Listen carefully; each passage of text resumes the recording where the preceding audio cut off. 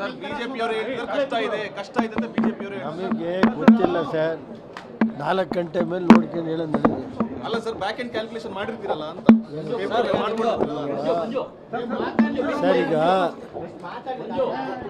Sir ಈಗ ಸಮಾನ ಮನಸ್ಕರರು vote ಹಾಕ್ತಾರೆ ಅನ್ನೋ ನಂಬಿಕೆ ಮೇಲೆ ಕುಪೇಂದ್ರ ರೆಡ್ಡಿಯವರು ನಿಂತಿದ್ದಾರೆ.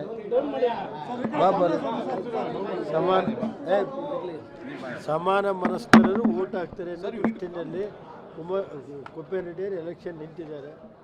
ಅವ್ರಿಗೆ ಒಳ್ಳೇದಾಗುತ್ತೆ ಅನ್ನೋ ಒಂದು ಭಾವನೆ ಇದೆ. ನೋಡೋಣ, ದೇವರಿದ್ದಾರೆ. ಸಾಯಂಕಾಲ 6 ಗಂಟೆಗೆ ಎಲ್ಲ ಗೊತ್ತಾಗುತ್ತೆ. ವಿಶ್ವಾಸ ಸರ್, ನಾನು ಎಷ್ಟು ಬರುತ್ತೆ ಏನು ಅಂತ ಈಗ ಹೇಳಲ್ಲ. ಸಾಯಂಕಾಲ 6 ಗಂಟೆ ಮೇಲೆ ಚುನಾವಣೆ ರಿಸಲ್ಟ್ ಬಂದ ಮೇಲೆ ಗೊತ್ತಾಗುತ್ತೆ. ಸರ್, ಮುಕ್ತವಾಗಿ ಮಾತಾಡ್ಬೇಕಾದ್ರೆ ಬಿಜೆಪಿ ಹೇಳ್ತಾರೆ ಕಷ್ಟ ಇದೆ ಅಂತ. ಅದು ನೋಡಿ ಸರ್, ನಮ್ಮದು 19 ಜನದಿದೆ, BJP ಎಕ್ಸ್ಟ್ರಾ ಓಟ್ ಇದೆ. ಯಾರು ಸಮಾನ ಮನಸ್ಕರನ್ನ ಕೊಡಿ. ಇವತ್ತು 9 ತಿಂಗಳಿಂದ ನಿರೀಕ್ಷೆಗಳಿದ್ದಾವೆ, ಆಗುತ್ತೆ ಅನ್ನೋ ವಿಶ್ವಾಸ ಇದೆ ಸಂಪೂರ್ಣವಾಗಿ. ಎಷ್ಟು ಜನ ಸರ್ ನಿರೀಕ್ಷೆ ಮಾಡ್ಬೋದು? ನೋಡೋಣ, 4 ಗಂಟೆಗೆಲ್ಲ ಕ್ಲಿಯರ್ ಆಗುತ್ತೆ, ಸ್ಪಷ್ಟವಾದಂಥ ಚಿತ್ರ ಸಿಗುತ್ತೆ. Thank you sir. ಇದು ಶರತ್ ಬಚ್ಚೇಗೌಡ ಅವರ ಮಾತು.